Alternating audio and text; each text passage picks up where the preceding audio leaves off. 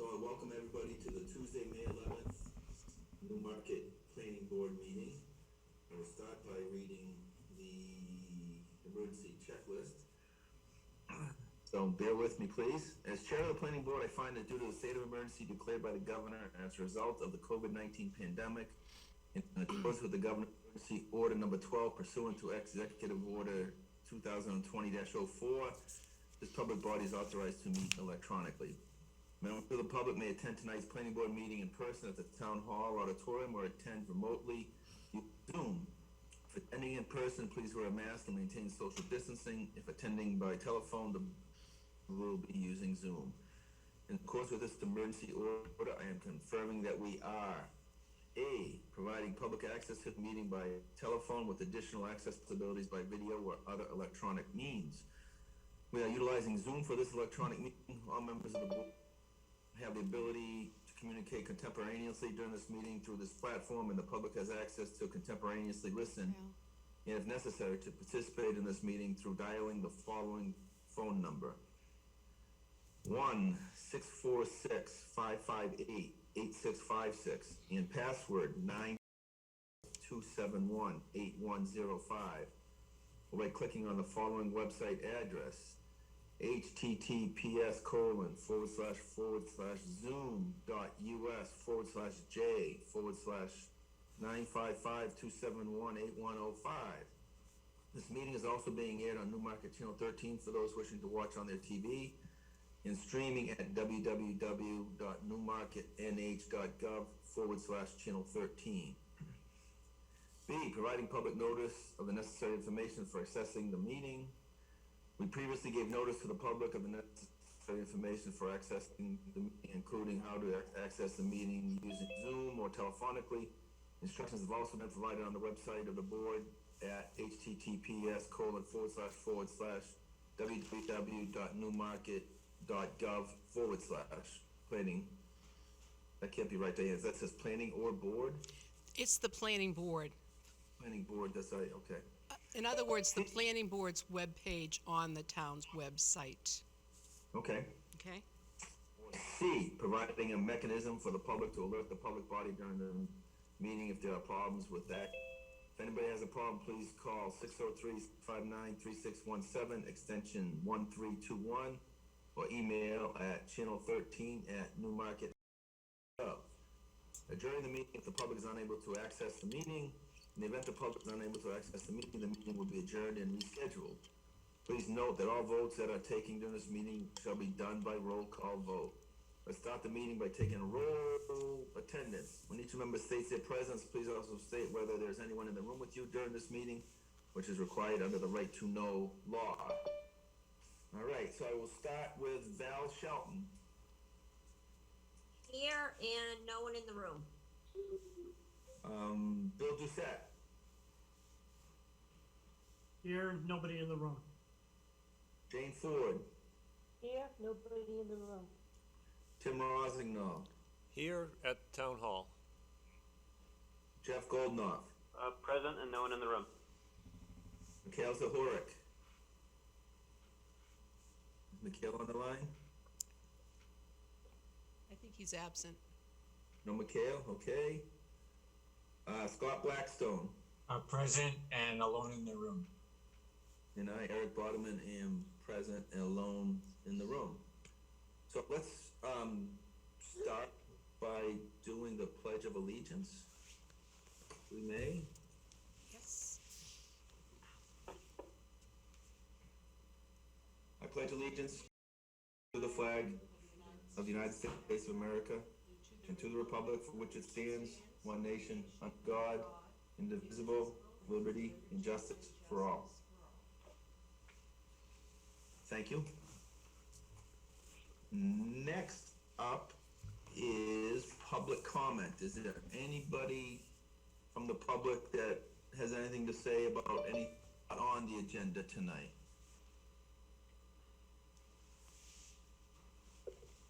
Give everybody a few more seconds. I don't hear anybody or see any hands being raised.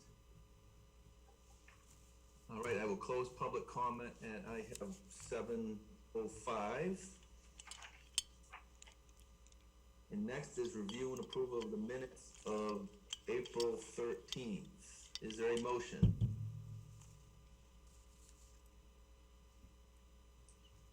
I'll make that motion to approve the minutes. Thank you, Mr. Doucette. Is there a second? Second, Jane? yes. Okay, is there any discussion, comments, changes anybody would like to see?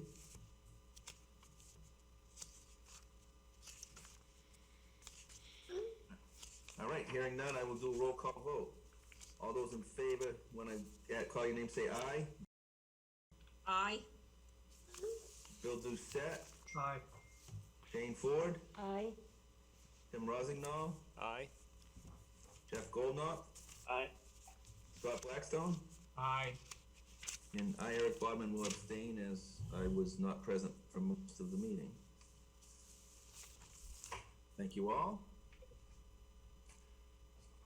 Next on the agenda, the first item is continuation of a request from John Tyson of Hampton, New Hampshire for his purchase and sales agreement for property at 75 Neal Mill Road.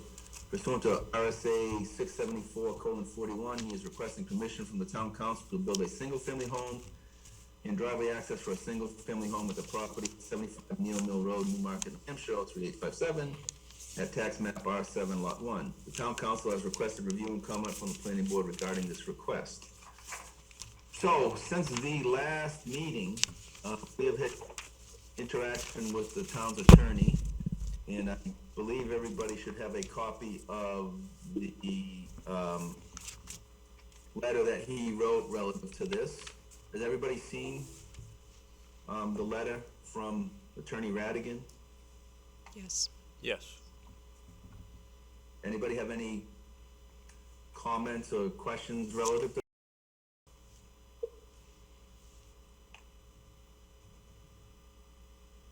No? Okay. Since that last meeting, we also received a couple of new letters. We received a letter from the Newfields Conservation Commission and another letter from Southeast Land Trust, I believe.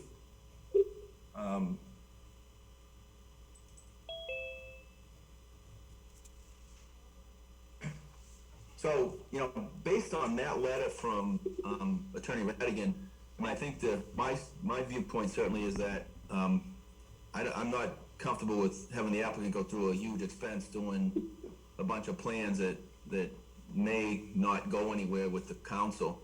So my suggestion is that we move this on to the council and let them decide on how they want to proceed.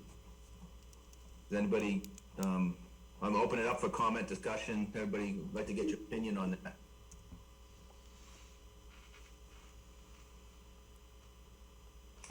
Go ahead, Bill. So Eric, just to let you know early on, I have a contrary opinion, Okay. which is perfectly fine. Sure. So I'm of the opinion that our to request to review and comment to the town council so that they can make an informed decision. Understood, and that's certainly a valid opinion, Bill. Anybody else want to comment? Any other planning board members? Bill, I have a question. Could you expand on what you would be looking for the planning board to be doing at this point in time? Yeah, so I think the planning board needs to reach a level of satisfaction that design has been done in such a way that it satisfies the town engineer, the town agents, including road agent, fire chief, police chief, all that, and the board itself. So full design. So I would concur with that comment. Relative to that should be one of our comments to the council. That absolutely all of those issues should be addressed.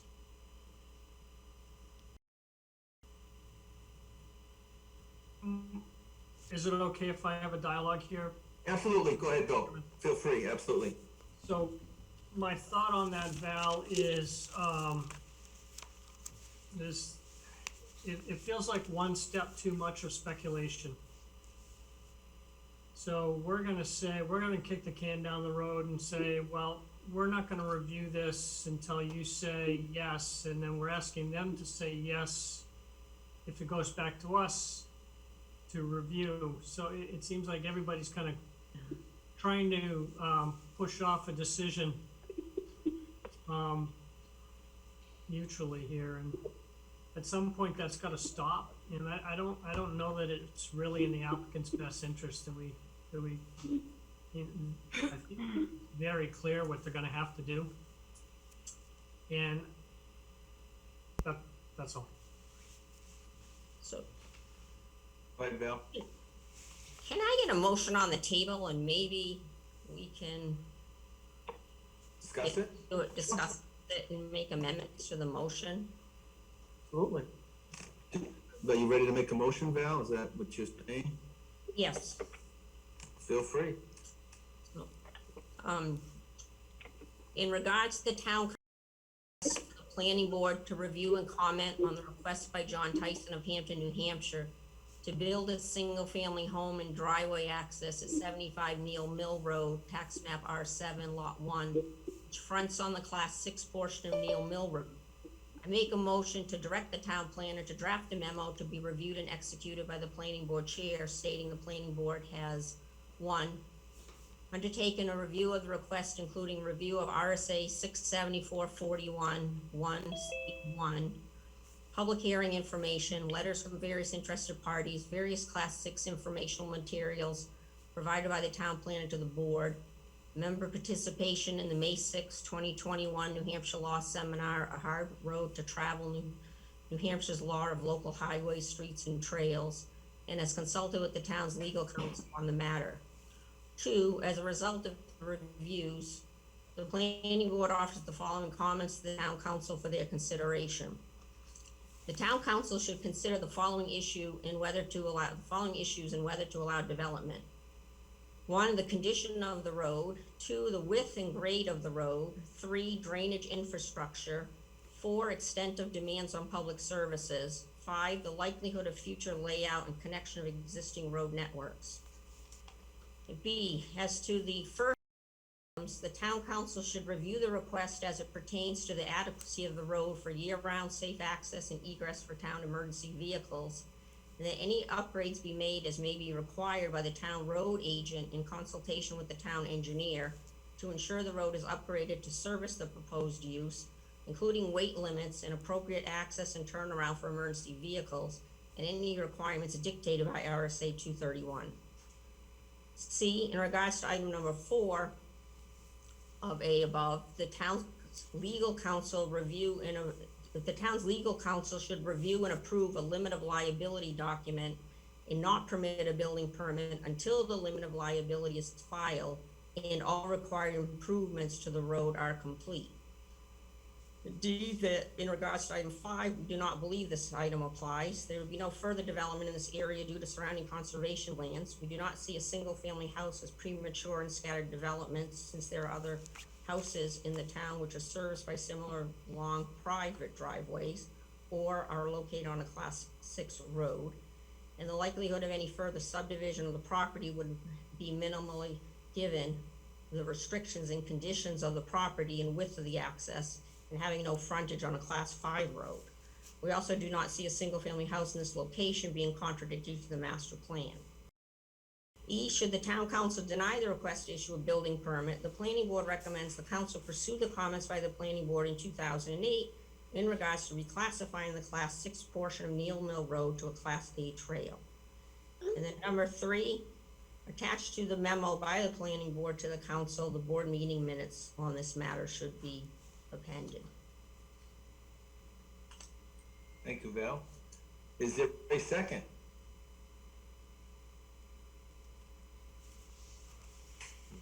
Second. Seconded by Bill. Thank you. All right, so I've got to go through the list again. Hold on one second.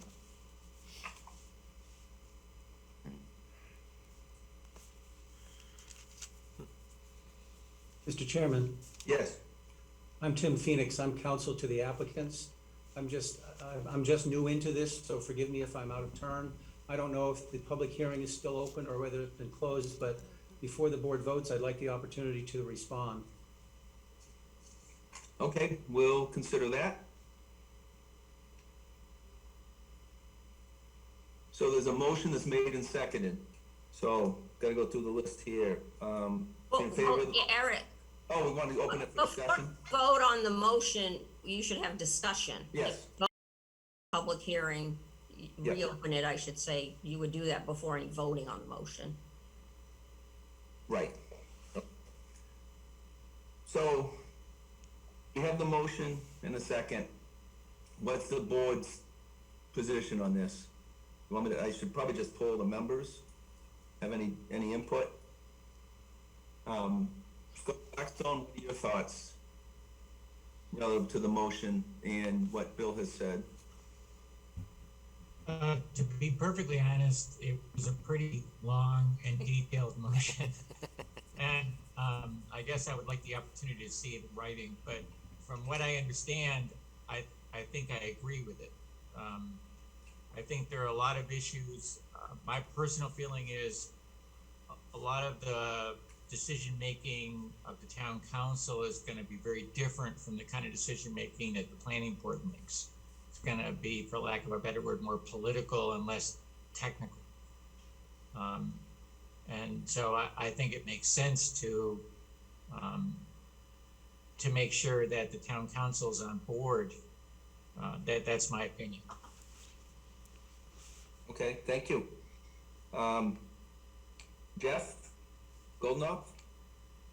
So, just so I the motion was made and it wouldn't come back to the planning board, it would just go to town council?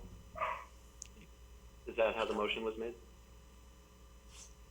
Yeah, so, Yeah, go ahead, yeah, Bill.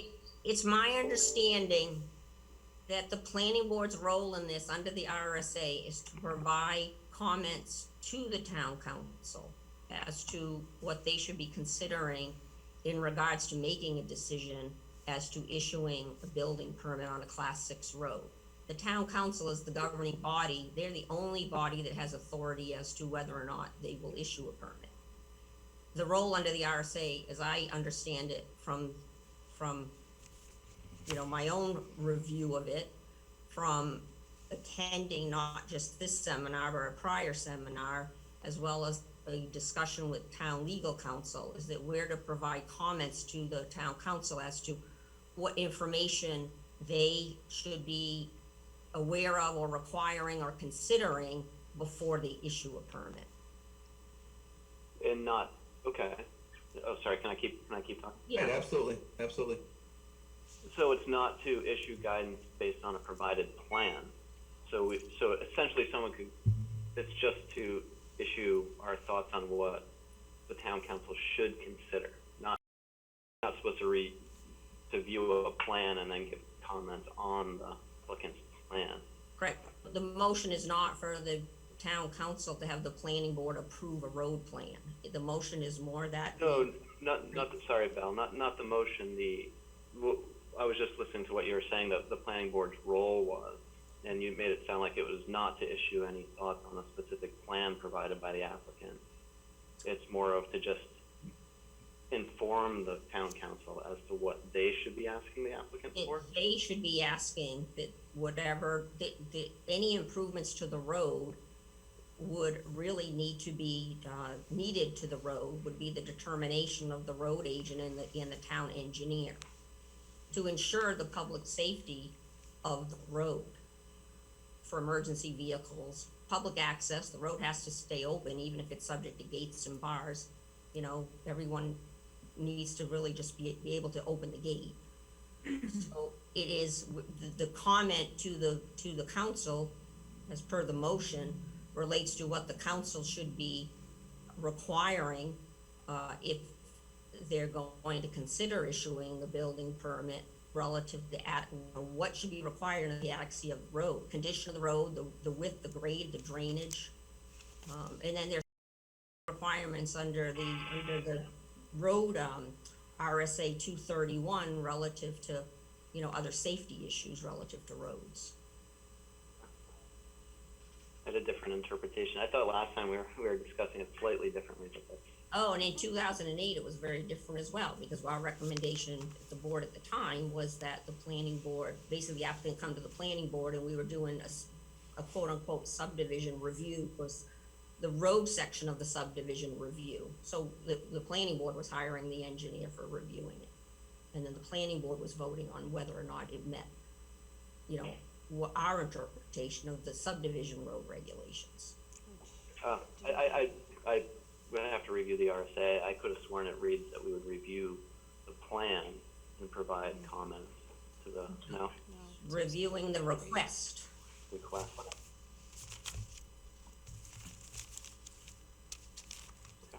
And Jeff, to be clear, if the majority of the board wants to go down that road, we can go down that road. Right. You know, Yeah. the planning board, the majority of the board wants to go through that process of the, basically design review, we can do that if we choose to. Yeah, I was trying to understand the motion. It was lengthy, and I was trying to digest it all really quickly. Quick and digest it. But, okay, thank you. Yep, sure.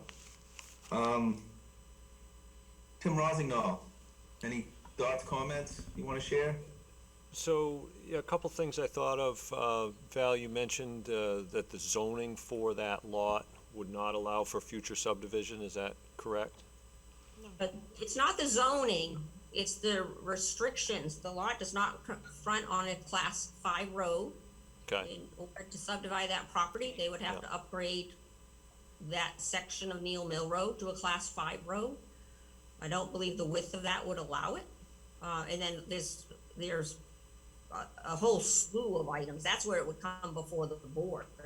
If there was any subdivision, it would have to come through the planning board for any approvals.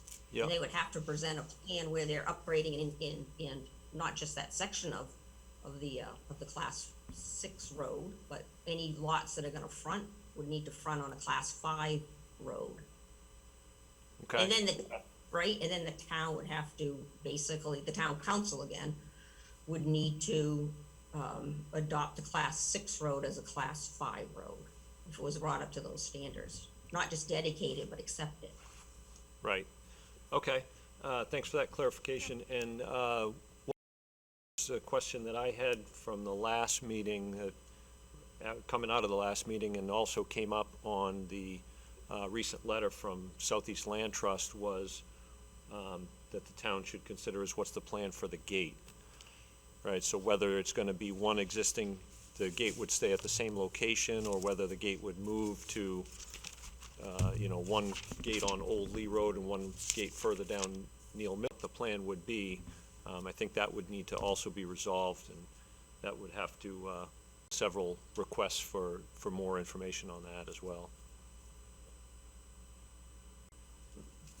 As I understand it, under the class 6 law, subject to gates and bars, the gate is at the beginning section of the road. It cannot be locked. It has to, you physically have to be able to open it up. The whole public, anyone from the public. Yeah. So, okay, so since it's still a class 6 road, the plan would not move the gate to a new location to allow access to the new residents without having to pass through a gate. There would still be a gate that would have to be passed through. That understanding of the class 6 road subject to gates and bars. Okay.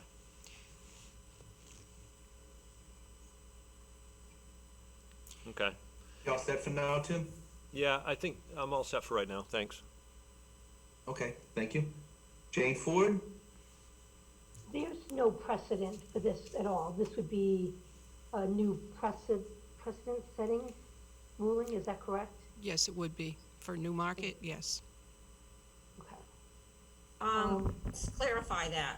We have another class 6 road in town, Hershey Lane. And there are 4 or 5 houses on that class 6 road. I don't believe we have But any that's, other. that is a roads. subdivision of land which came under the planning board's purview, so it really is not a comparing an apples with apples situation. Because we own the road and it's for a subdivision, and that's where the planning board had jurisdiction. No, Diane, not the one we just did. Oh, I'm This sorry. is coming Forgive me. off of Grant Road. These homes have been there since. Oh, okay, forgive me, I thought you were talking about our recent 77 Hersey Lane, forgive me, okay. No. There's the class 6 portion as you come in off of Grant Road. Jane, anything else?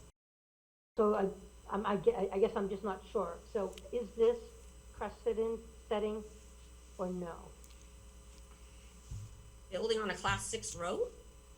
What, that, but the idea of us working, before or after the town council on this Yes. issue. The There is- RSA simply states that the town council doesn't take action on the applicant goes to the town council, not the planning board, but the town council can't take action without getting review and comment from the planning board. That's the RSA. Okay, so I think my question though is we had talked about Eric's point about, let's send this to the town council and then have them come back to us. What am I missing? but Because I'm that's not- missing something. That's not what Valerie is suggesting at this point. Right. That's the part I understand that. So I guess what I'm throwing out on the table is, Eric, the difference from what you want versus, Val's position. I just wanna make sure I'm clear You on think- that. I want it to go to the council. My suggestion is to go to the council and let the council make the decision. They can ask for questions, they can ask for plans, they can have Right, everything, and it wouldn't come back to us. Wouldn't have to come back to us. okay, that's my question. Yes. Okay, all right, now I get it, thank you. Bill, do you have anything else you want to add?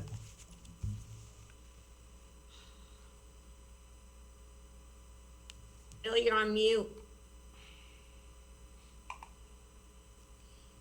The only other thing that I would add, Eric, is that planning boards routinely review road design, driveway design, things like that. I'm not sure that town councils routinely review that. That certainly is true.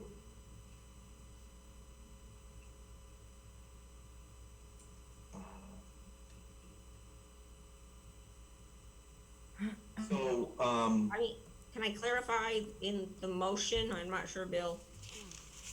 I think you were thinking, I was asking, the motion was for the town council to review that? It was as what was required by the town road agent and the town engineer as to the road.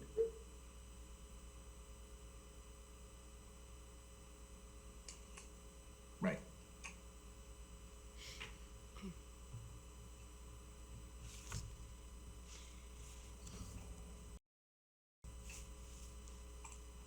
Okay, so, Eric, Jeff has his hand up. oh, geez, I can't even see it. Jeff, go ahead, I'm sorry. There it is.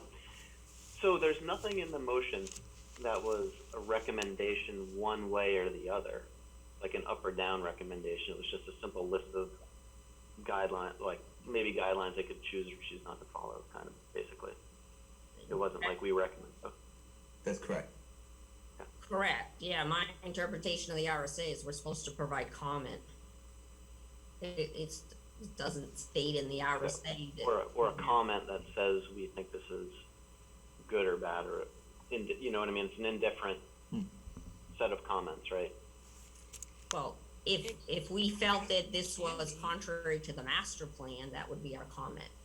And again, I'm throwing the motion out there. Someone might believe this is contrary to the master plan, and, you know, that could be our comment.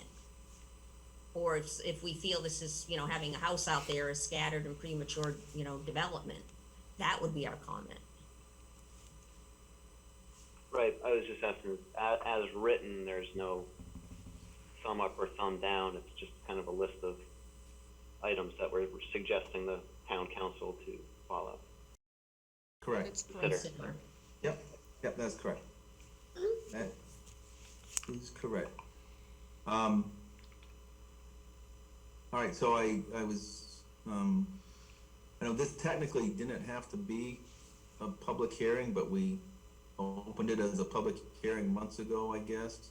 So, I guess I will reopen it, but I'd ask people to not repeat comments you've made previously, in previous meetings. If there's any new comments people would like to make, I guess was more than welcome to make those. And so I will start with Attorney Phoenix. I know you had said you wanted to speak. Yes, thank you, Mr. Chairman, members of the board. As I said, I'm Tim Phoenix. I'm an attorney from Hopeful Phoenix, Gormley and Roberts in Portsmouth. I'm here tonight with and on behalf of Susan Spinelli and John Tyson, who are the applicants who have this property under agreement and want to build a home on it. I'm also here with Chris Albert from CSA Environmental. You've met with Chris and seen his original submissions. I'm not sure, I don't really have necessarily an objection. I just have a sort of a summary of my understanding based upon the detailed motion that Ms. Shelton read. Our issue is we didn't want to spend subdivision or site review type money for the kinds of things that is needed before the planning board and then go to the council for whether they're gonna give a building permit. We just don't wanna do things twice. So my thinking at the time from reviewing the record, and I apologize, I was not involved in this until recently, so I don't have the institutional memory of 2008 or even the last few months. But in 2008, it was a very similar application, what I would describe as more impactful because the owner wanted to do a longer upgrade or driveway, wanted a horse barn and what have you out there. And as I understand from reading the application and going through the process and the comments, most of the comments from CELT, other conservation-minded folks and neighbors was essentially similar to today. And the planning board reviewed it, did not go into a detailed review, and referred it back to the council. And the council, according to the minutes, approved it subject to conditions, which included some of those same, what I call heavy review issues. So we're not, I'm speaking for Susan and John without getting approval from them first, but I think with the motion, as long as we go one place to do everything that's heavy, if you will, and the significant expense if it's needed, we just don't want to spend the money up front with the planning board, a recommendation made, and just, let's say it's a positive recommendation, and then the council denies it. That's what we're all about. So I'm just curious and wanted to fully understand whether Ms. Sheldon's motion basically takes it out of the planning board and puts it on the council. They can do what they want with it, but it's going to be their decision what's necessary going forward. Thank you, Mr. Phoenix. Val? I just want to be clear that in the motion, that the comment by the planning board, if it's approved, you know, as it was presented, is that the town council should absolutely be reviewing this request based upon the adequacy of the road for year-round safe access and egress for town emergency vehicles. And any upgrades, you know, which may have to be made are going to be specified by the town road agent, who is responsible for safety issues of the public, as well as the town engineer, be looking at any proposed upgrade relative to the width, the grades, the drainage. There's a lot of issues in regards to access to this property, given the current condition of the road. And I would hope that the town council would rely heavily on the town engineer's review of that, of whatever the proposal is by the applicant in regards to their plans for upgrading the road. Okay, thank you for Right. that. Yeah, but Val, again, if that motion were to pass, the council could still take that and say, thank you very much. For instance, say we will approve it with the condition that you go back to the planning board to go through all the heavy lifting. They could still do that. Absolutely, as they did in '08. Right, exactly. So, I mean, at the end of the day, we're not trying to not have anybody review this. We're trying to, I mean, I think like Attorney Phoenix says, get this to, get through by the political end of it. I see, Josh Lanzetta with his hand up. Go ahead, Mr. Lanzetta. Hi, good evening. My name is Josh Lanzetta. I'm an attorney at Bruton and Berube. We're located at 601 in Dover. I'm here this evening with Selt and also with Dr. Barnett. I want to acknowledge Attorney Phoenix's comments, and we do understand that the applicant wants to have one process. Respectfully, and I'm not going to repeat what we said, I think the board likely understands our position on this matter, but if the board is considering this motion this evening, we request that at a minimum, the board add a contingency that or as a recommendation that if approved, this application would come back to the planning board for full review. With respect, the town council is not equipped, regardless of whether or not they have the road agent or the town engineer, to review this sort of application. The planning board is equipped to review this sort of application. I do think this is somewhat of a chicken before the egg sort of analysis, where although the statute may or may not require a certain level of scrutiny, it is at your discretion to exercise more scrutiny than not in order to make sure that this application is properly submitted and that you can actually make real comments to town council with respect. With one plan set and a few dimensions, you really have no ability to make any comments to the town council other than asking them to scrutinize the application under a fine lens. And I think that it's still, I think it's still punting this down the road. So respectfully, it would be great to have that motion include a recommendation that if approved, this comes back to the planning board for full planning review, where there are more experts that can be involved. That's all I have. May I respond to that? Thank you, Mr. Lanzetta. At this point, Mr. Phoenix, no, I'm going to respond myself first. With all due respect, I disagree with that viewpoint. The council has the ability to hire the same professionals that the planning board would hire to make any reviews. So to assume that they're not going to hire the people that we would hire or competent other engineers to review it, I think is just flat out wrong. Thank you. All right. I don't consider this punting at all. I think what I'm trying to suggest is that we don't make that assumption, and that the planning board attempt to require that. I think that's the point. Understood. Hand up, I can't. I'm having a hard time scrolling through. I don't see any hands up. Mr. Phoenix has a question. Okay, Mr. Phoenix, go I ahead. just wanted to respond to Josh's comments. Hi, Josh, haven't seen you in a while. Josh's request for the appendage to the motion is exactly the concern, illustrates exactly the concern I have. The motion that Ms. Shelton posed requires or recommends a lot of activities on behalf of the zoning of the council. The council can add to it or not as it sees fit, but the way it's worded, if that were added, we'd have to spend what I do the heavy lifting before the council, and then come back and have to do heavy lifting before the planning board, and we only want to do it once. That's the whole point. Thank you. Thank you, Mr. Phoenix. Is there anybody else out there that would like to speak to this subject? Oh, I saw somebody raise their hand. Mr. Barnett. I'm sorry, would like to speak? I can't see your name. I can just see R. Mr. Barnett. Okay, Mr. Barnett, I'm sorry.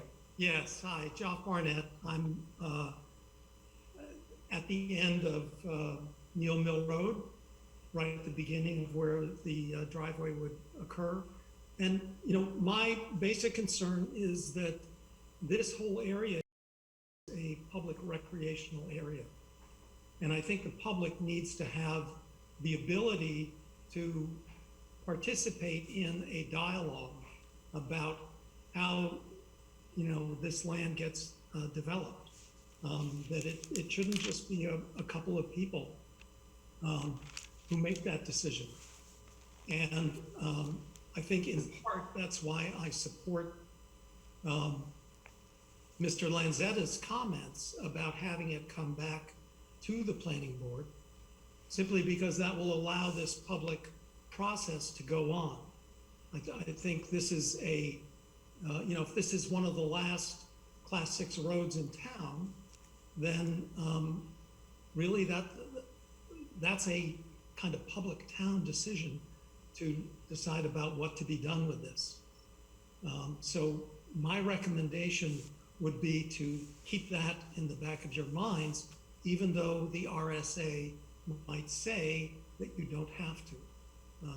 And that would, I think, reassure a lot of people in town that decisions are not being made, you know, summarily. Yeah.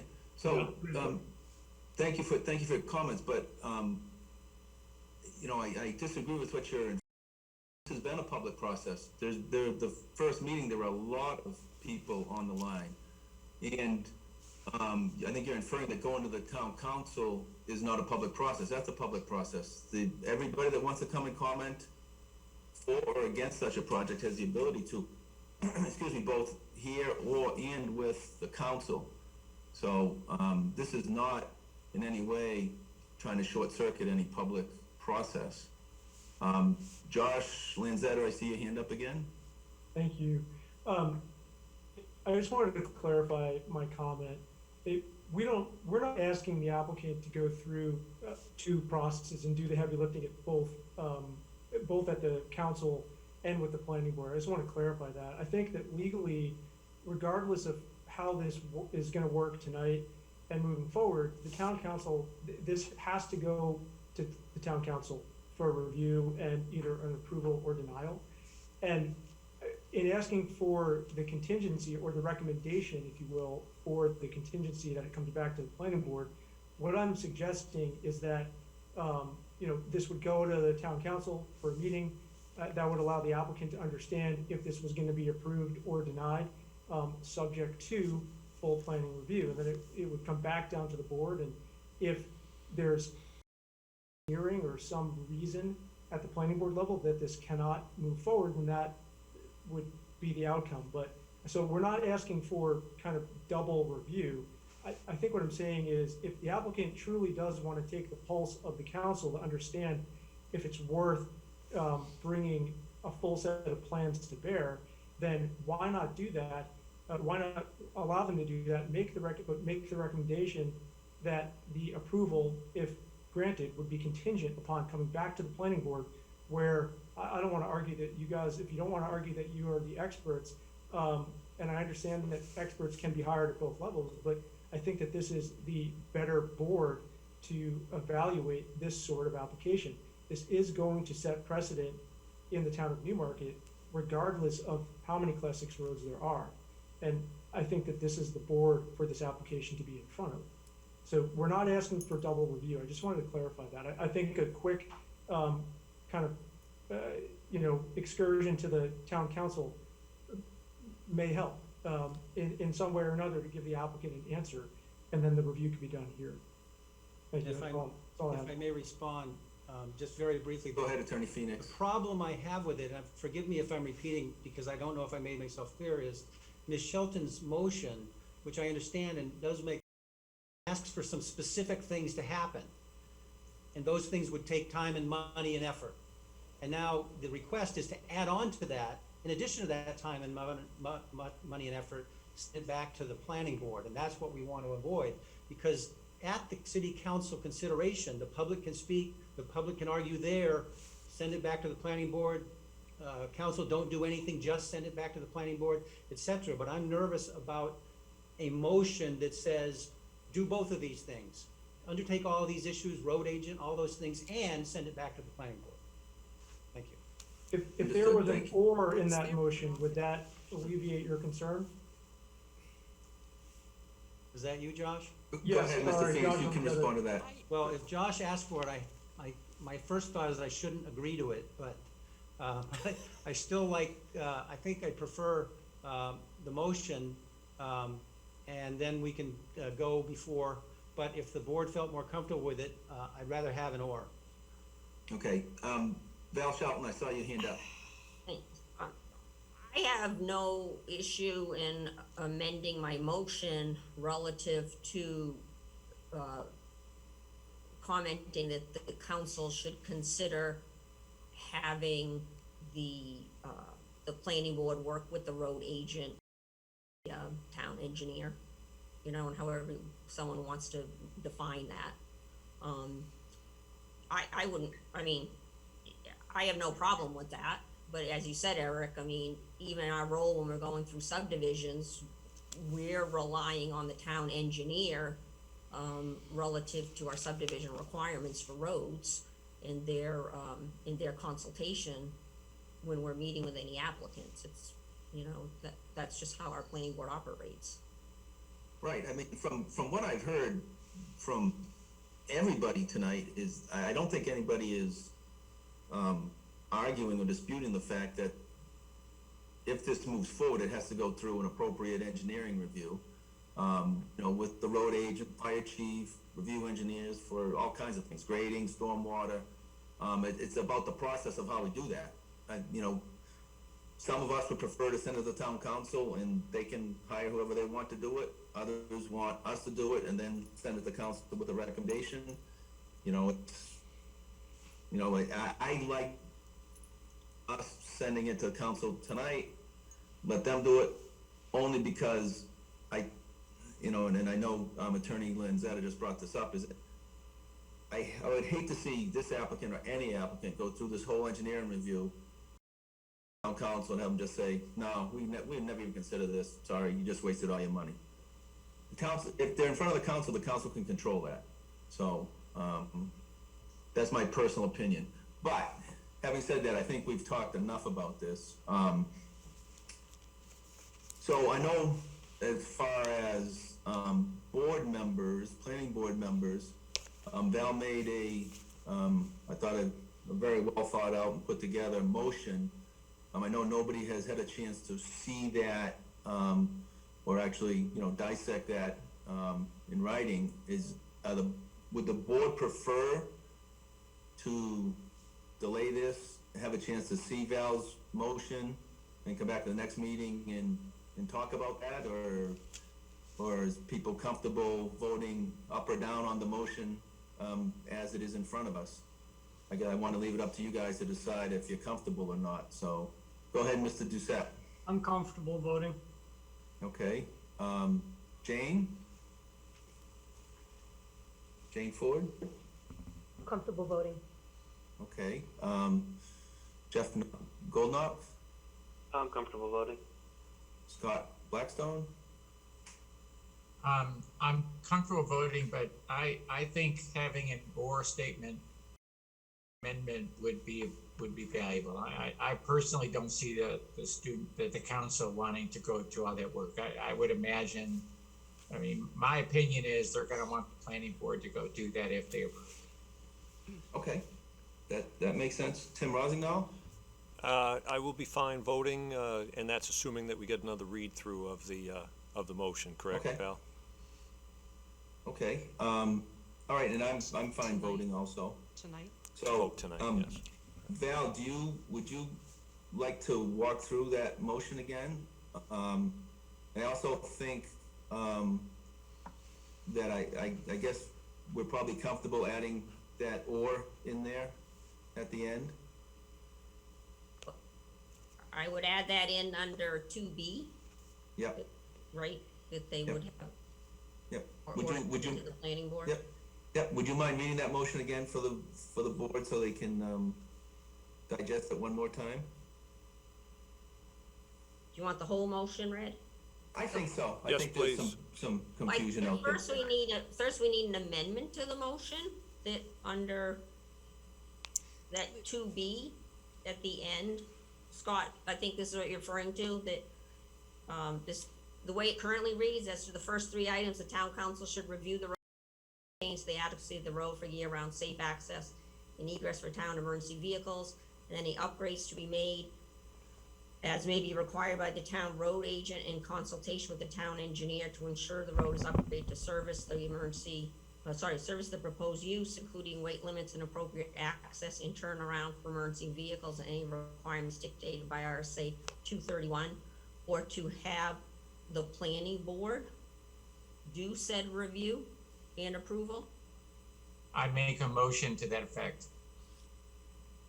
Is there a second? Second. Okay.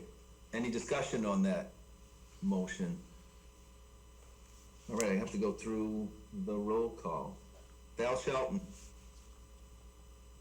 To the amendment, aye. for the amendment, yes. Aye. Bill Pett, Nay. Jane Ford, Aye. Tim Rosignol, Aye. Jeff Goldknopf, To the amendment, aye. Scott Blackstone, Aye. and Eric Bodeman, I vote aye. So the motion passes 6-1 for the amendment. Okay, now Val, do you want to read the motion again for the benefit of the board? So I think I heard that request earlier. I would make a motion to direct the town planner to draft a memo to be reviewed and executed by the planning board chair, stating the planning board has, one, undertaken a thorough review of the requests, including review of RSA 674:41, IC1, public hearing, public hearing information, letters from various interested parties, various Class 6 informational materials provided by the town planner to the board, member participation in the May 6, 2021 New Hampshire Law Seminar, A Hard Road to Travel, New Hampshire Law of Local Highways, Streets, and Trails, and has consulted with the town's legal counsel on the matter. 2, as a result of said reviews, the planning board offers the following comments to the town council for their consideration. A, the town council should consider the following issues and whether to allow development: condition of the road, width and grade of the road, drainage infrastructure, extent of demands on public services, likelihood of future layout, connection of existing road network. B, as to the first three items, the town council should review the request as it pertains to the adequacy of the road for year-round safe access and egress for town emergency vehicles, and that any upgrades be made as may be required by the town road agent with the town engineer to ensure the road is upgraded to service the proposed use, including weight limits and appropriate access and turnaround for emergency vehicles, and any requirements dictated by RSA 231, or to have said review, or to have the planning board do said review and approval. C, in regards to item 4, the town's legal counsel review and approve a limit of liability document and not permit a building permit until the limit of liability is filed and all required improvements to the road are complete. 5, in developments, in regards to item 5, we do not believe this applies. There would be no further development in this area due to surrounding conservation lands. We do not see a single-family house as premature and scattered development, since there are other houses in the town which are serviced by similar long private driveways or on a Class 6 road, and the likelihood of any further subdivision of the property would be minimal given the restrictions and conditions of the property and width of the access and having no frontage on a Class 5 road. We also do not see a single-family house in this location being contradictory to the master plan. E, should the town council deny the request to issue a building permit, the planning board recommends the council pursue the comments by the planning board in 2008 in regards to reclassifying the Class 6 portion of Neal Mill Road to a Class 5. And 3, attached to the memo, which should be the board meeting minutes on this matter.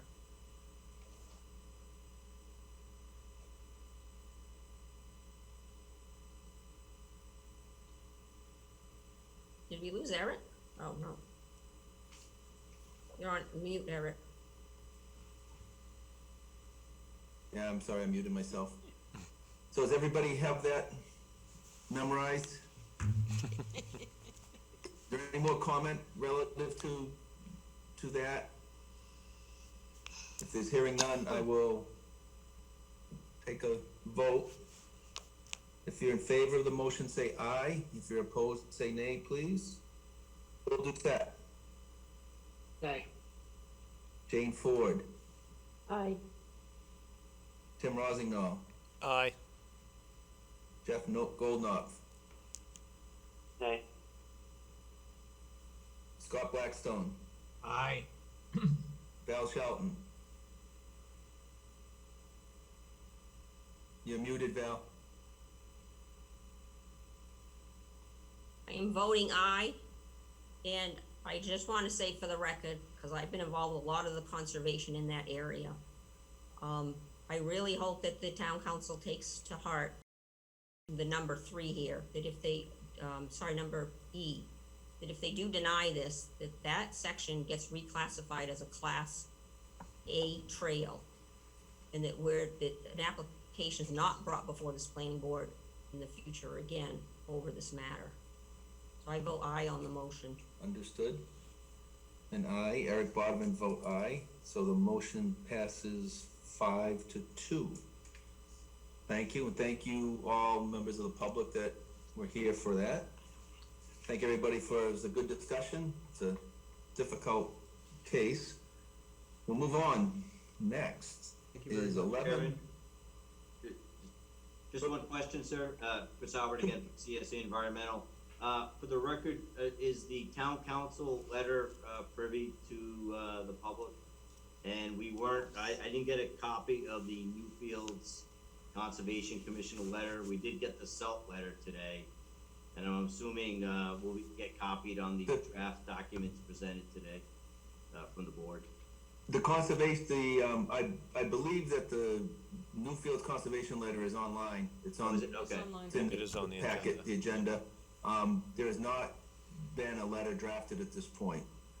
So that will become a public document when it's drafted. Okay. The town council relevant? Is that public? The town council is public, public information, sure. Okay. Yep. Thank you. Okay.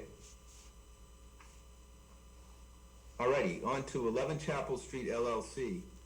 Continuation of a public hearing for an application for minor site plan review requested by 11 Chapel Street LLC for the conversion floor plus or minus 600 square feet of a barn to a commercial use for bicycle sales and repair for construction of parking access to support the use. The lot is located at 11 Chapel Street, tax map U2, lot 3 in the M2 zone. So, Ms. Hardy, do you want to update us on what has happened since the last meeting? And I believe yes, there is a I would staff recommendation also? I would be happy to. Since our last meeting, we did have a TRC meeting on, I believe it was April 28th. I don't have my report in front of me. But we did have a very productive meeting, and we reviewed a lot of the issues that came up at the planning board meeting.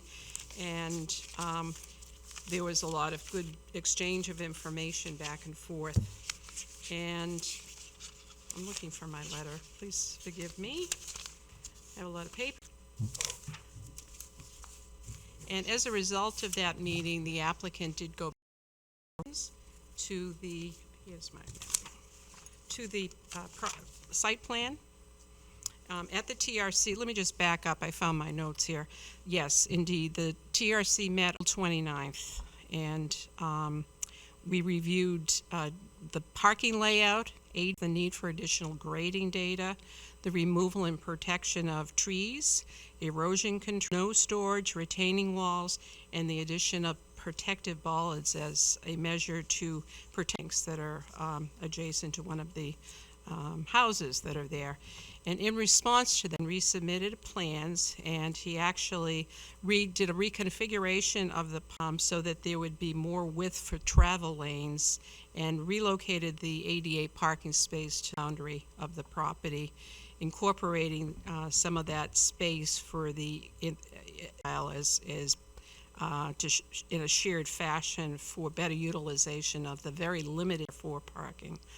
On the plan, he removed the 3 on-site parking spots at the last meeting, and the parking was recalculated.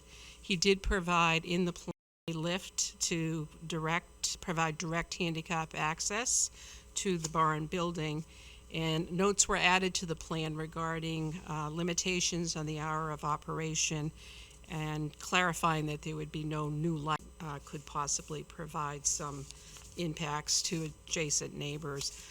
Did receive correspondence from members of the Newmarket Historical Society to the adjacent Stone School Museum, and I believe one of the representatives this evening and can speak to some of the things that were discussed in my conversation with him. Also, we received a formal letter from the Historical Society from John Carmike. Has been posted on the online agenda, and it is available for your reading. The concerns that they had were primarily that over the years, perhaps 24 months, there had been some conflicts between them and the property concerning the passage of construction vehicles from Apple Street property to the Stone School property, and there's of fire pits, lawn furniture, chairs that were actually property of the tenants that were encroaching property at the Stone School Museum. And I just wanted to clarify that that property is owned by the town of Newmarket, lease agreement, and I see Mr. Provost here now, so he can speak to some of these things. About that after the construction had been completed, that there was a continuing encroaching vehicles and other vehicles across the property line, and and there were concerns about snow removal activities that was crushed stone rather, across the property, very unkempt and situation for the parties. Complaints raised about that. We do have a letter from the Historical Society, did some conditions to the plan, and I believe that these are all very reasonable and consider them. Okay, so Diane, what's your recommendation in relation to the site? Okay, well, there's some other issues with the site plan that I'd like to talk to you about. Yes. The applicant's engineer is here, right, Eric? Yes, I'm I here. believe he's on the line, yeah. Get the plan up online and so the planning board can go through it. Do you have it now, Valerie? Yep. Yeah. Okay. Can I go through it? Please do, please. Okay. For the record, Eric Weinrod with Altus Engineering. And this is the revised plan that we made revisions based on the April 29th TRC meeting. We resubmitted on the 4th in time to make this agenda. And I'll just briefly go through the changes that we made that Diane spoke so well about, and also I just want to point out that she's been very easy and flexible to work with over the last couple months getting us to this point. So prior we had head-in parking over here, and the handicap parking was in that location. We've relocated the handicap parking here using the aisle, the handicap space as our parking aisle, creating direct access to the building with a lift that would be put off the deck. Reconfiguring 2 spaces over here. This brown area will be a permeable surface and or pavement. The gray will be pavement. We computed the runoff based on that being on pavement. As noted, that there were parking stalls on the partially in the right-of-way or mostly in the right-of-way. We've actually removed those at the direction of the TRC.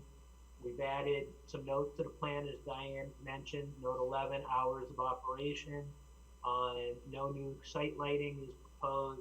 and access to the Stone School shall cease on with a fence or similar may be installed by the abutting property owner to control access. And that note was put on the plan based on the TRC meeting and the information that was given to us at the TRC meeting, that initially they were willing to pay for the fence. And I'll go into that a little bit in a moment.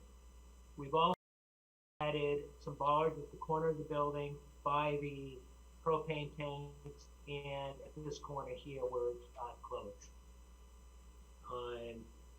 And all those revisions were made on Get Back for the TRC.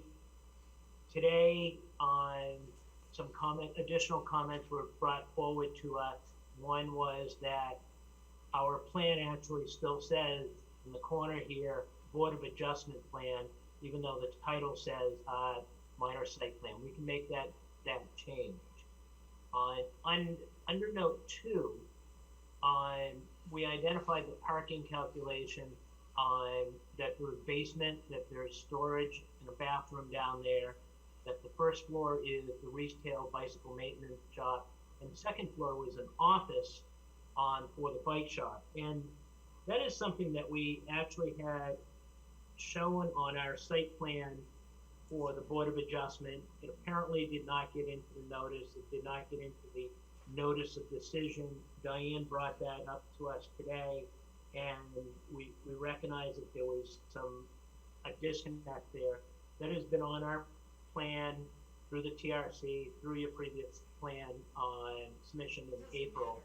And so we're willing to take that off, not part of the condition of the approval through the Board of Adjustments. And we do recognize that there's been encroachment in this area for the residential unit, and there was some sort of things that were going on during construction and possibly even after, with cross access between the end of the house and the property line.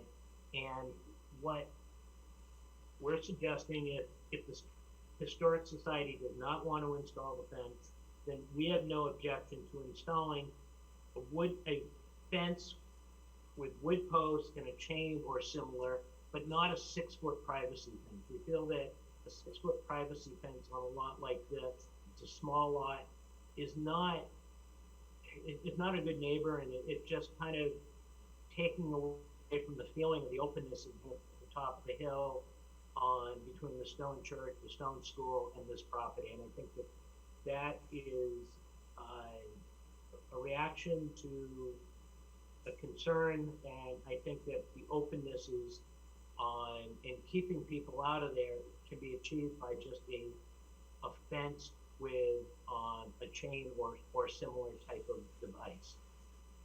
And one last thing that with Brian, moving these 2 trees, and again, today came up in conversation with Diane that she'd like to see something replaced there, some specimen trees. My feeling is I'd rather see something small planted, like lilacs or some sort of shrubbery that is not going to create a large canopy and a root mass that will get into the travel surface.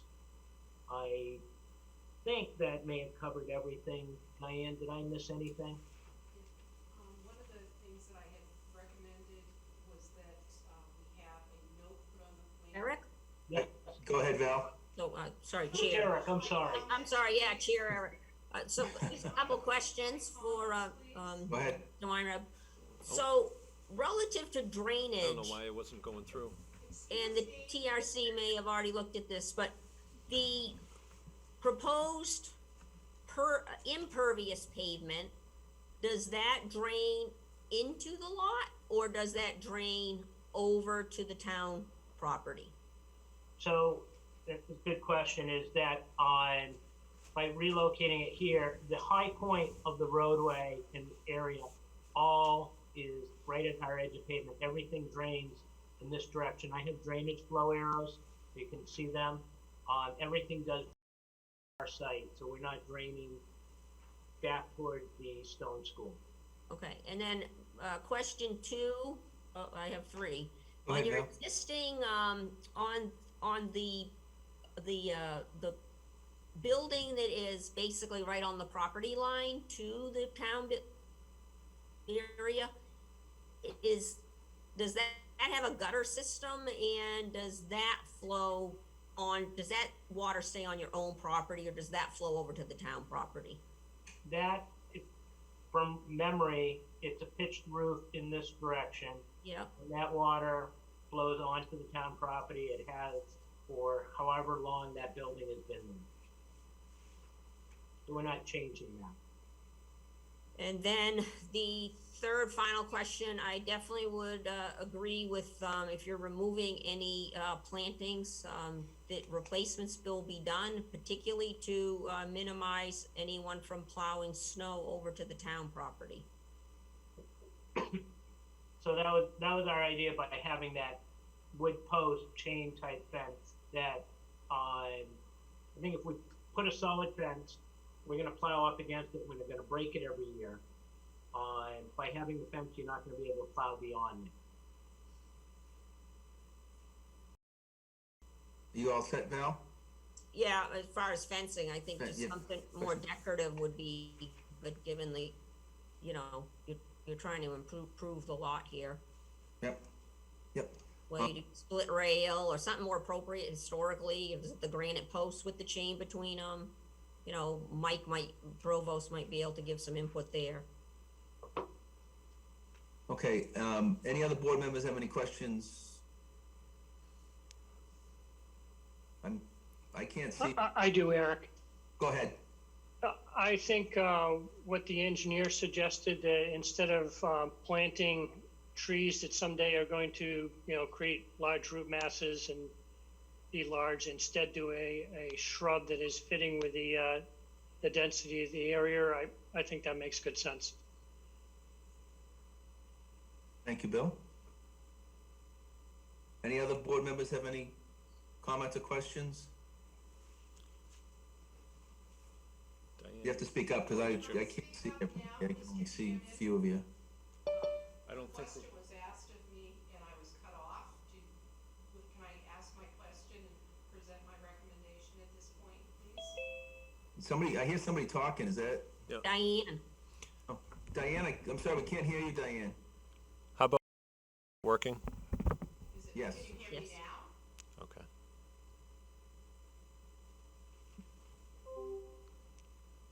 Yeah. Diane, you're coming in very, very low volume. That's okay. Thank you, Mr. Chairman. I just There you go. wanted to mention to the planning board that there seemed to be some confusion about what was approved by the zoning board of adjustment when this came to them.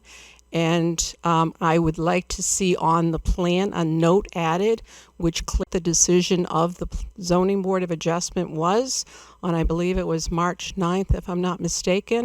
Zoning board only approved a variance for use of the barn building, which is 650 square feet. They did not approve for office use or any other use.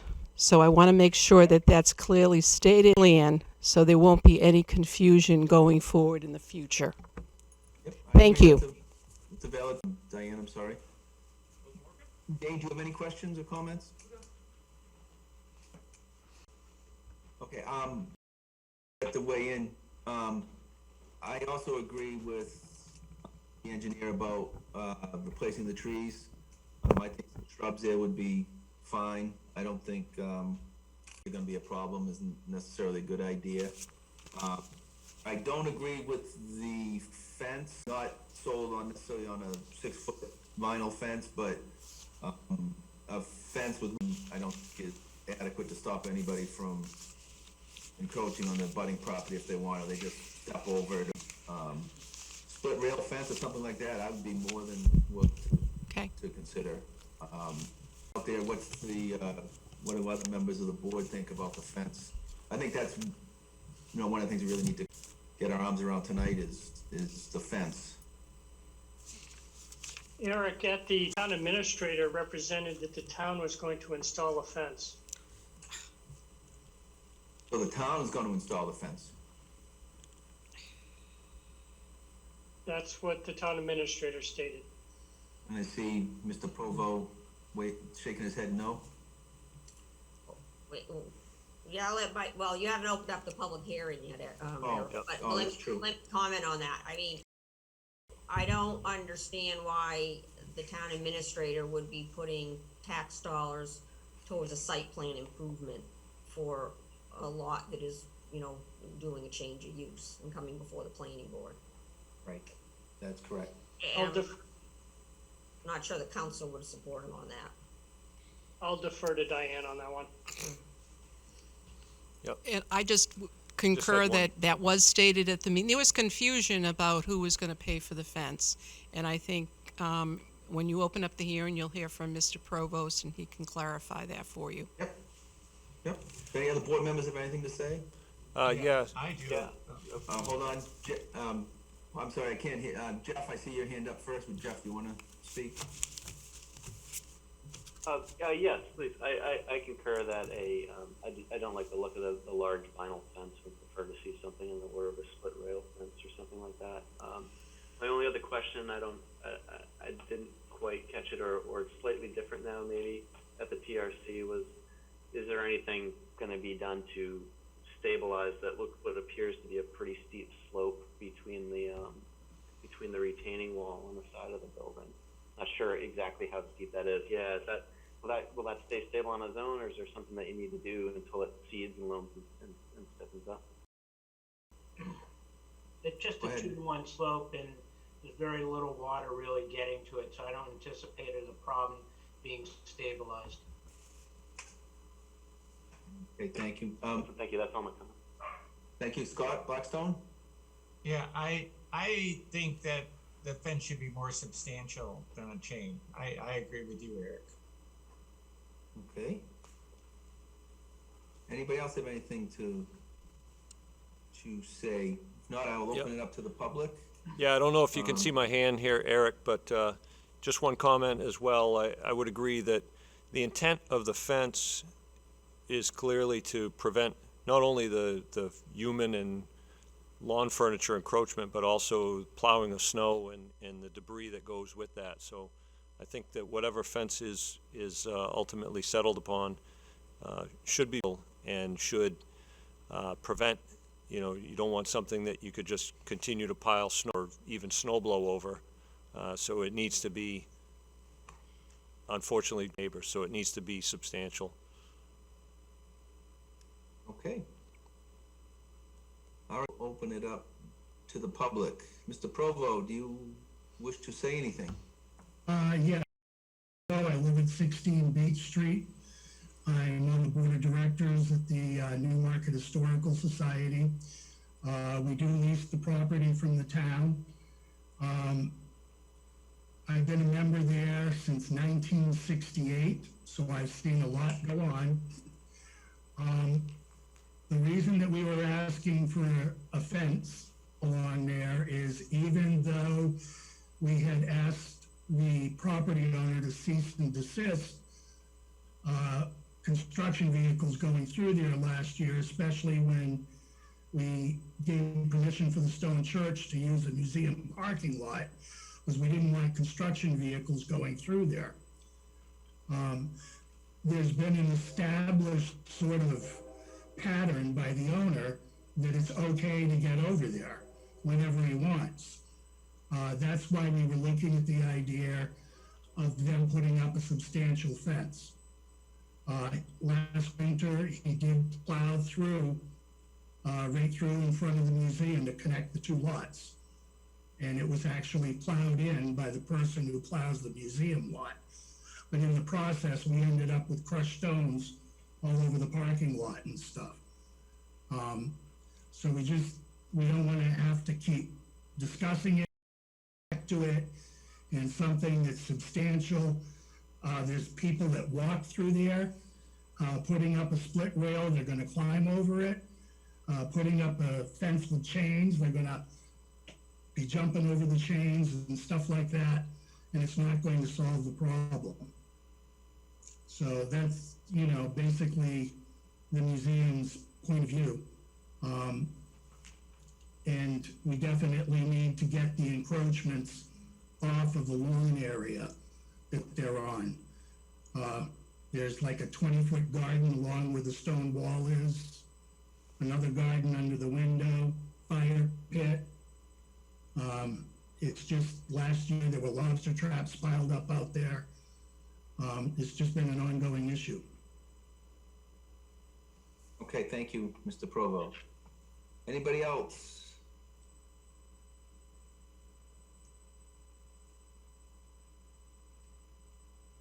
I don't hear anybody.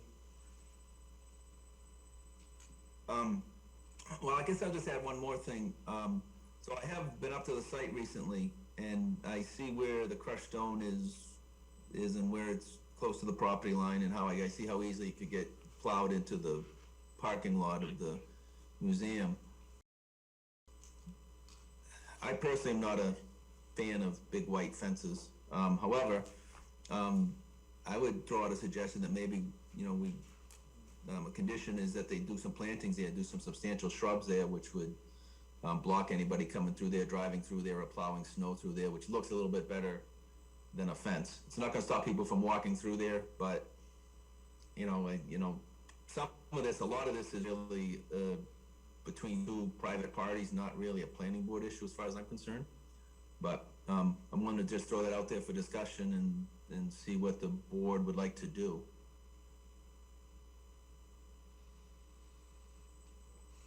Anybody want to comment? I don't think the planting isn't going to work, only because it's such a built environment up there. Just looking at the site, I'm not sure that you have adequate area for that. And then, are they gonna last? Who's gonna maintain them? Are we gonna put a condition of in the approval, relative to maintenance?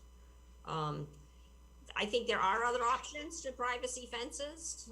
Does it have to be, 6 feet high? Does it have to be white? I mean, the vinyl fencing comes in many different colors. They put a gray one in down at Shopmeyer Park. The same reason is to, not have abutters going, infringing on the abutter. So I think there would be some other options there. That's a good point, Val. I mean, I'm personally more amenable to a 4-foot fence as opposed to a 6-foot, but I see Jeffrey with your hand up. Jeff? Thanks. One of the items that we discussed at the TRC meeting was the flow of water across that area, and how a solid fence going all the way across may impede the flow of water eventually as gravel gets pushed up against the bottom of it, even if you raise it up a little bit. It was something that we discussed, and that it could become an issue down the road to divert water to flow across into a different area. So, Jeff, can you, because I was really trying to ask that question. When you say water flowing, does water flow from the town property onto this lot? That's the way that, I believe that was the discussion we had, and what the contours would show how flow would work across that. You can see that it looks like it goes up, up as you go toward the Historic Society building, or the Stone School. It goes up to the Stone School. So the town lot flows onto this lot, is what you're saying? That was what we discussed, yes, at the board, at the TRC. I believe that is an 82 contour, so yes, it does flow towards our site. Okay, and then the existing 2-bedroom residence, which is up against the property line, that all drains onto the town lot, and that has an 80-foot, so that's draining across the town lot because that goes down. Yeah. 81 contour, I stand corrected. It looks like there's a break by the word bedroom possibly, and then it flows towards Granite Street probably. Right, that's exactly what it looks like. That's what it looks like. And then if you're doing any of those privacy fences, they don't go to the ground. They're up about 6 inches. 6 inches? Okay. 6, Yeah. At least 6. Do we not think a stockade fence would do it? Or split rail? I think Split rail is what I meant to say, sorry. I certainly support a split rail bill. I think it looks better. It's going to stop people from, it's not gonna stop everything from going across property lines, but, it's a deterrent. And, you know, again, if people are gonna climb over a fence, they're gonna climb over a fence, and, you know, again, some of it is, I think, beyond our purview. It's, you know, property disputes between neighbors are for them to resolve, not the planning board to try to problem in the world. What's the rest of the board think?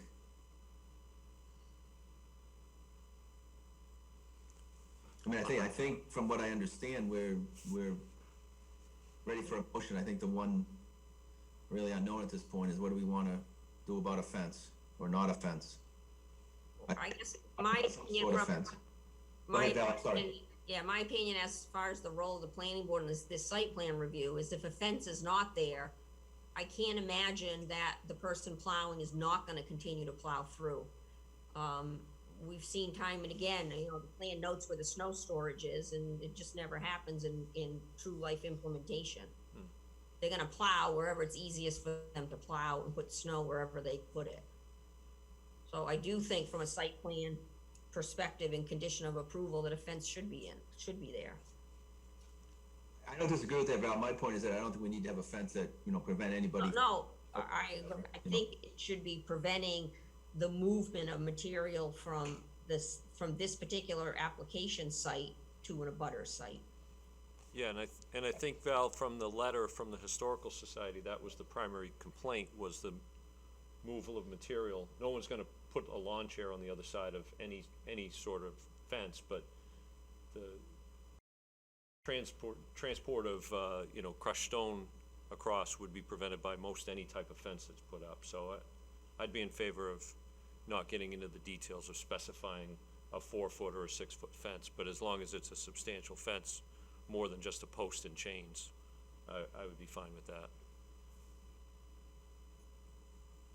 Yeah, unfortunately, I think we need to specify what type of fence, because otherwise, what somebody thinks is substantial, we not think is substantial. I've been through this too many times. I think it's easy for everybody, so everybody knows what to expect. Not that I'm a big fan of it, but I do, and I did see where stone was certainly easy to be pushed across the property line. So, you know, do we agree on a minimum 4-foot solid fence, or a post and rail fence, or, you know? Split rail? Split rail, I mean, yeah. Yeah. Mr. Chairman, we would have no objection to like a 4-foot high split rail fence. I agree. Right. I think Yeah. 4-foot high split rail fence sounds good to me. Rest of the board kind of okay with that? I agree. I agree. I think it would look better too, to be honest with you. And I would support that. If the town wants to put up a different fence on the town property, well, hopefully that's not gonna be the case, but for different reasons. I think the reason for the site plan is that you're preventing the access to the other property. And we have required design review of fences on many other applications. Yes. Yes, we talk about it far too often. Is, Can I public, go ahead, Jeff, I'm sorry. One last thing is that I know from the parking lot over at the Scassi-Blaisdell Conservation Area that split rail fences over time definitely come to pieces. The rails often break. Is there a way to stipulate maintenance at all? Is that possible? Well, the town, the building official is the code enforcement officer. I mean, they're responsible for site plan, for approved site plans to be maintained. Right, in compliance, yes. Yeah, thank you. Yes. Okay, excellent, thank you. So if that fence were to ever get knocked down, the town has the ability, town code enforcement officer has the ability to go back and say you're not in compliance with your site plan approval, you need to repair that or replace it. And issue a cease and desist on there, what was approved for operations if they don't. Right. I'd like to think it wouldn't get to that, but we have the ability to do that, absolutely. Correct. Yep. All right, so, I believe that already had recommended a conditional approval. We just had a lot of discussion. Does anybody want to make a motion?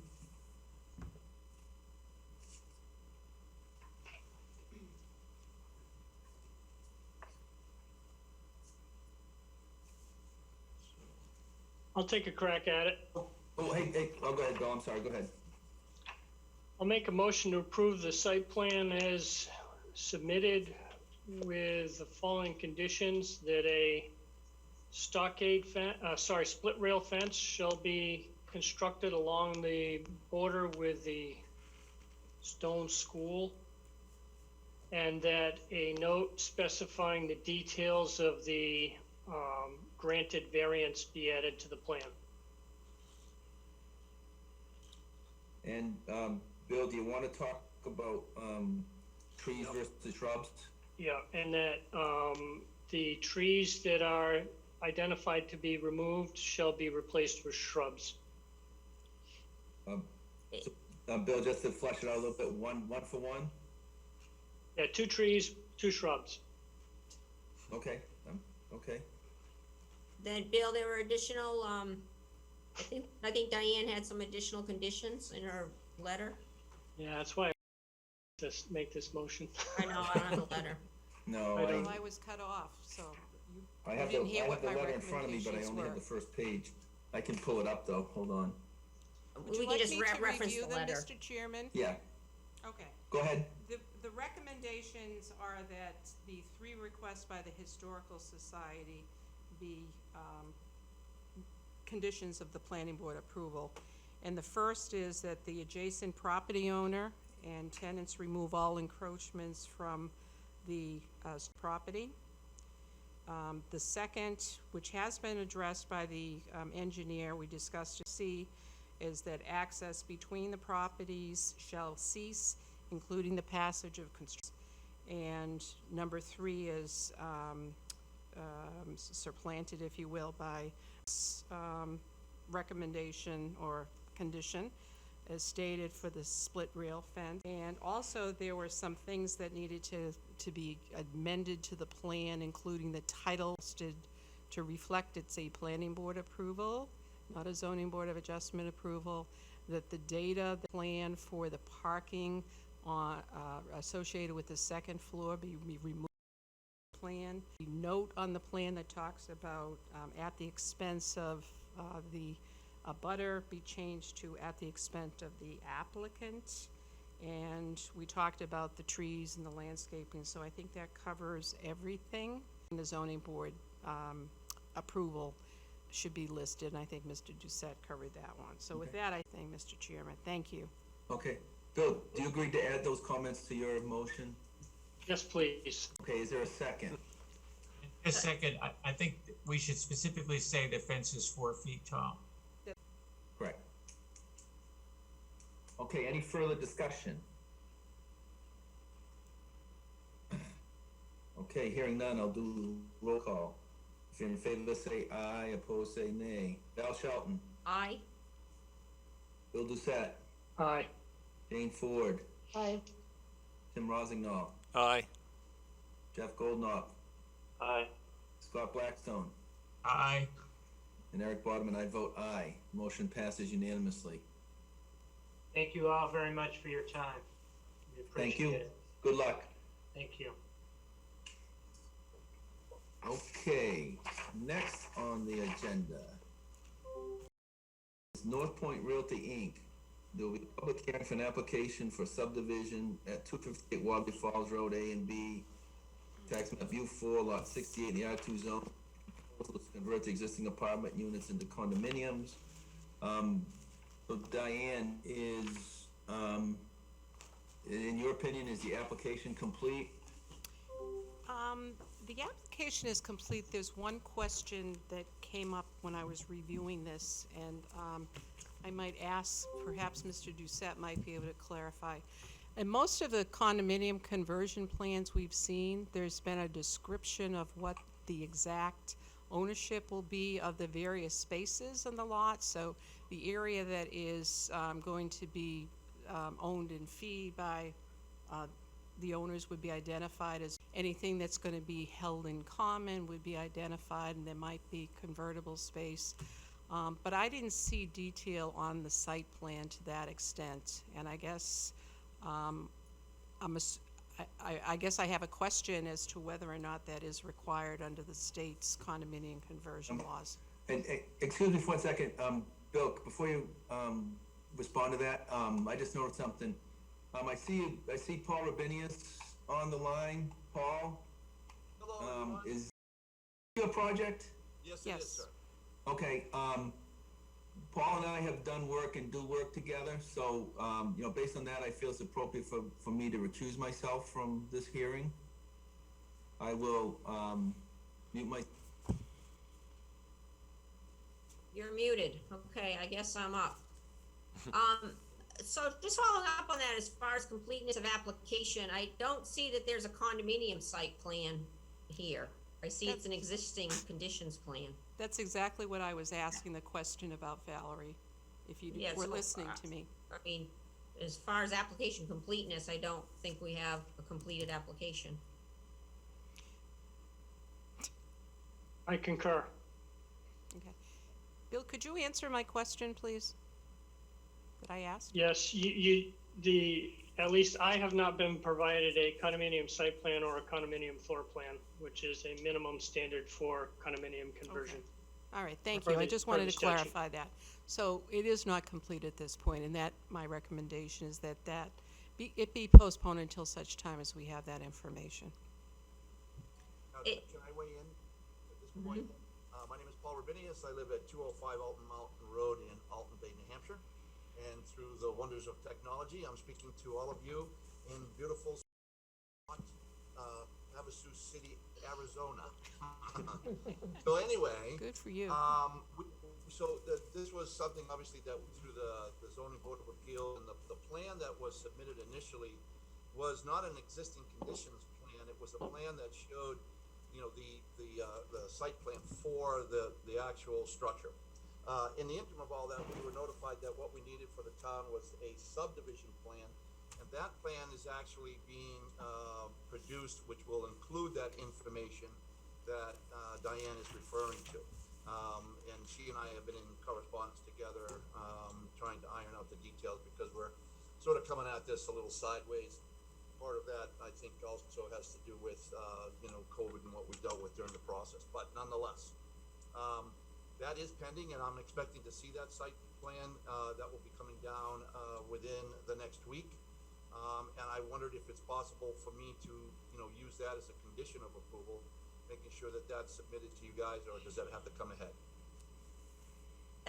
I'll speak to that. So that does definitely have to come ahead. We can continue this public hearing till our next meeting so that you have time to submit that. I think you also should be aware that our town legal counsel will review all of your condo docs, or you'll have to submit your condo docs to town legal counsel. Now, all of that has already been done, and we made the submittals to that, and we've been, put forward our fees, et cetera. So that has gone before town council. Yeah, so Diane, I think just from application completeness, we don't have a condo site plan. Right, okay. And that's what I wanted to get clarified. Thank you, Valerie. I appreciate that. And Bill as well.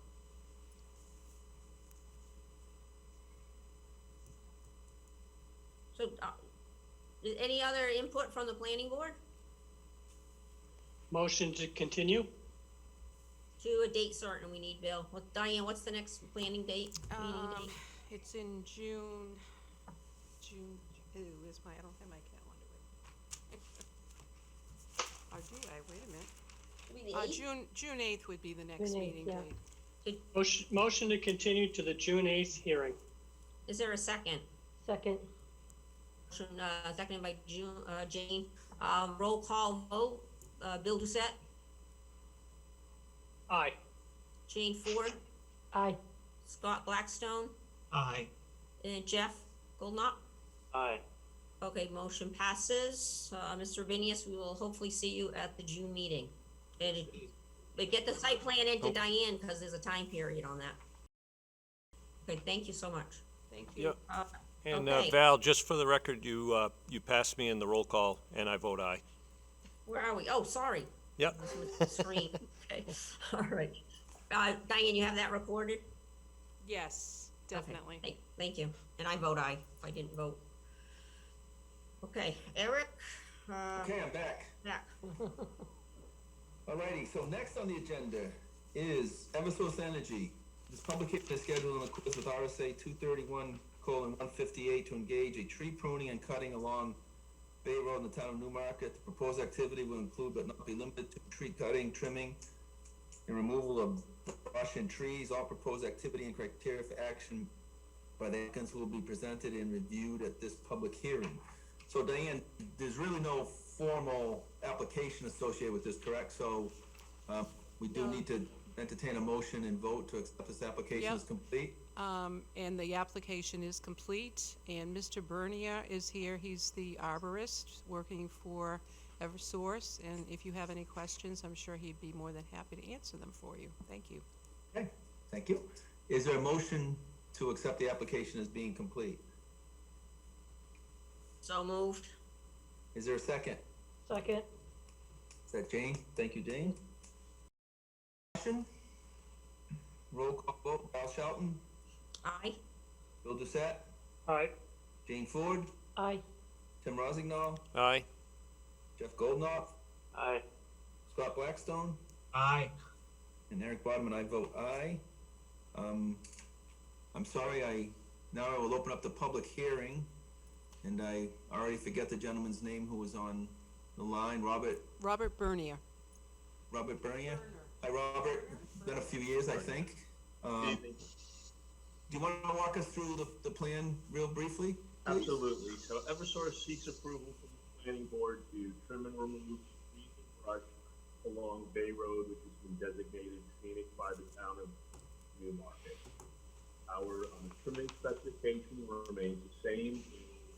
The branches 8 feet to the side, 10 feet below, and 15 feet above our energized conductors. In addition, we've identified 13 trees along the scenic right-of-way that we would like to remove.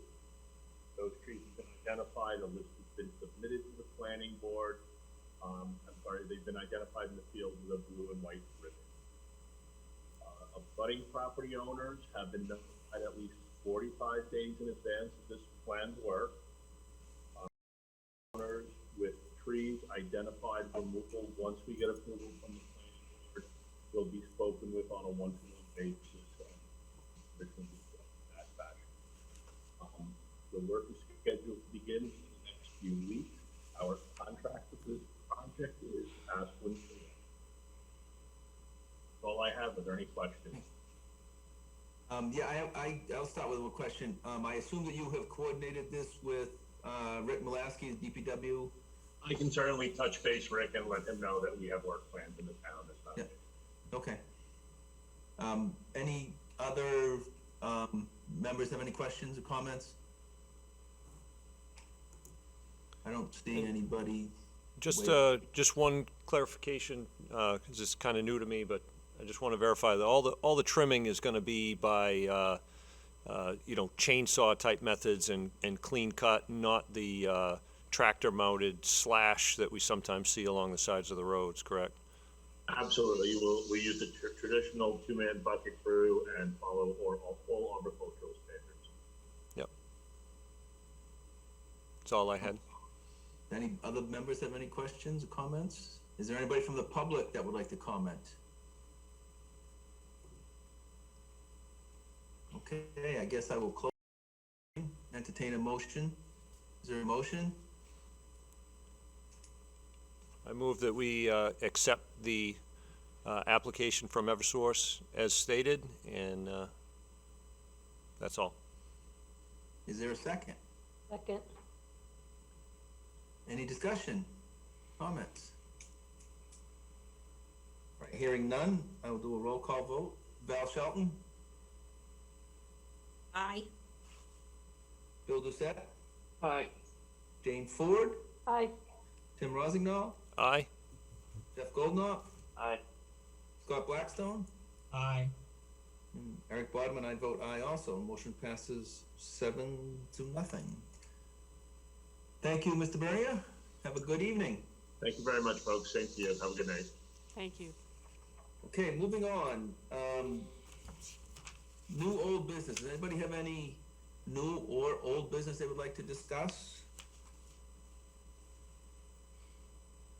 Hearing none. All right, we need appointments to subcommittees. We have 3 that looks like have openings. Anybody interested in working on the CIP? Diane, I will volunteer for the CIP. Okay, thank you, Eric. We also have an alternate planning board committee as well. Does anybody want to be the alternate? Diane, I can do it. Okay, thank you, Jane.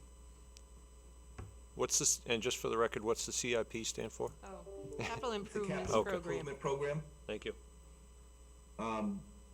Stratford Regional Planning. Now, Diane, we have 2 members whose terms have expired, is that correct? That is correct, and I sent out an email to them just to see if they were interested, and I haven't heard back yet, so perhaps we could postpone this until unless one of the planning board members would like to participate in that, but postpone it to the next meeting. So Peter Nelson is one of the representatives. That is correct, and Lisa Henderson, who has been active in affordable housing, workforce housing here in Sure. Yeah. Okay, I mean, Diane, I think it'd be prudent to wait to see if you hear from them or reach out to them again. Absolutely, yeah. I'm very comfortable with both of them, so if they want to continue doing it, I don't see any reason to make a change. Okay, Unless somebody wants to bite the bullet and take it on themselves. All right, Conservation Commission, anybody interested in working with the Conservation Commission? Jeff? Jeff's Excellent. experienced. I'll do that. All right, good. Excellent. Unless somebody else wants it, then I'll. But I'm more than willing. I'll arm wrestle you for it, and you'll beat me, so anyway, so. Sounds good. Thank you, Jeff.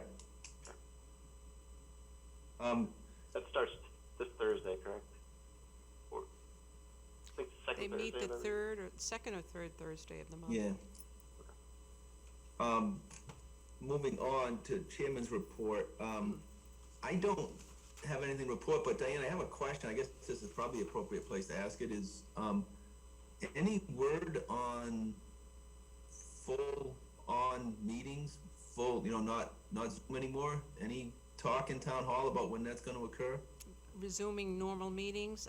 I haven't Yes. heard anything, and I thought that by May we would be resuming normal meetings, but Okay. until the town council and the town manager announce what that new plan will be and when it will go into effect, I think it's status quo. No, sure, absolutely. I was just curious if there was any discussion, in town I hall. haven't That's heard fine. anything. Committee. Can I ask about? Go ahead, Jeff. To that question, is it open to all members if we want to just go to town hall? for Yes. meetings? Okay. Sure. Yes. Probably start It's doing an that next option. month to Yep. It's an option. noise of home. Committee reports. Is there anybody have any reports? Planners report. Diane, is there anything? I don't have anything other than the planning conference, I guess is May 15th. I don't know. Yes, Have I am you- signed have up for you signed that. up, Tim? Great. Yes. And Jane, no? Okay. But anyway, that is coming up, and if you had, I hope you've signed up and Yes. registered. Yeah, I've got the Okay. confirmation email. I'll Very good. be watching Yeah. that. That's all I have, Mr. Chairman. Okay. Alrighty. Last agenda item. Before we get to the last agenda, I just would like to say one thing is, thank everybody for the input tonight. I think it was a good, healthy discussion. We had some interesting issues in front of us. I think it was very good to have some dissenting opinions and have some good discussion. But thank you all for that. And with that, I'll entertain a motion to adjourn. I'll make that motion, and Eric, I think you ran a very good meeting. Well, thank you. I appreciate that. Yeah, I'll second that motion and comment. Val, it's usually you that does that. You the brains behind it, but thank you very much. All right, any discussion? Anybody want to just sit around and talk for a while before we adjourn? I'll do a roll call vote. If you're aye, Val Shelton, Aye. Bill Doucette, Aye. Jane Ford, Aye. Tim Rosignol, Aye. Jeff Golub, Aye. Blackstone. Before I say aye, I'd just like to congratulate Val on becoming on the board of Great Bay Stewards, which is a pretty significant organization, and I congratulate her. And I say aye. Oh, great, I didn't know that, Val, yes, congratulations. Eric Bottom and I vote aye. Motion passes unanimously, 7-0. Thank you all very much. We will, see you next month, if not sooner. Sounds good, thank you. Thank you. Take care.